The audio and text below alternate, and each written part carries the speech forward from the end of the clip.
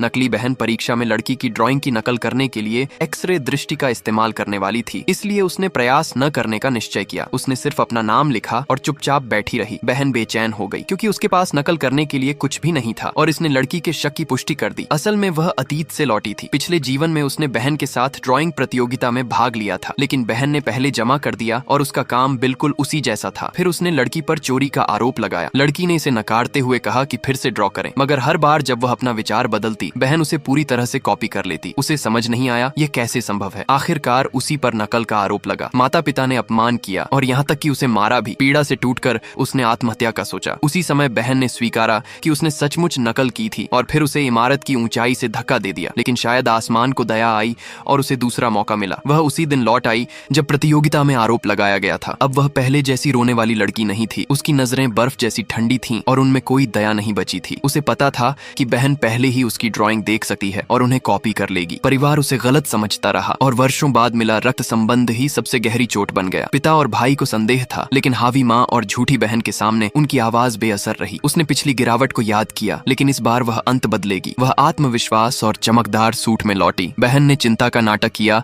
तो उसने उसे बेनकाब किया, बता दिया कि वह दृष्टि का इस्तेमाल कर नकल करती है और आज उसे प्रतियोगिता की हंसी बना देगी। माँ ने स्थिति समझे बिना डांटा, पर पिता सहन न कर सके और चिल्लाए कि क्या उसने होश खो दिया है। बहन झगड़ा न करने के अनुरोध का नाटक करती रही, पर लड़की अब उनकी शक्ल देखकर कुछ भी महसूस नहीं करती थी। जब पिता को उसे वापस लाने का पछतावा हुआ तो सब समझ गए कि बदला नजदीक है। लड़की ने प्रतियोगिता से हटने का नाटक किया, जिससे बहन के चेहरे का रंग उड़ गया और होंठ कांपने लगे। उसने विनती की कि वह न जाए, क्योंकि उसके बिना कॉपी करना संभव नहीं था। लड़की ने इसका लाभ उठाया, कभी पोछा लगवाया और कभी पानी मंगवाया। आखिरकार प्रतियोगिता शुरू हुई। वह कैनवास पर लौटी, लेकिन ड्राइंग शुरू नहीं की, बस ठंडी नजरों से देखती रही और बहन हताश होती गई। उसने यहाँ तक कहा कि सभी रंग मिलाकर काला तैयार करे। सब चकित होकर देखते रहे। बहन बार बार उसे ड्रॉ करने को कहती रही, पर लड़की ने शांत भाव से कहा कि अपने काम पर ध्यान दे और अगर दबाव बनाया तो वह खाली पन्ना जमा कर देगी। आधा समय बीते ही उसने आखिरकार ड्रॉ करना शुरू किया। बहन उत्साहित हो उठी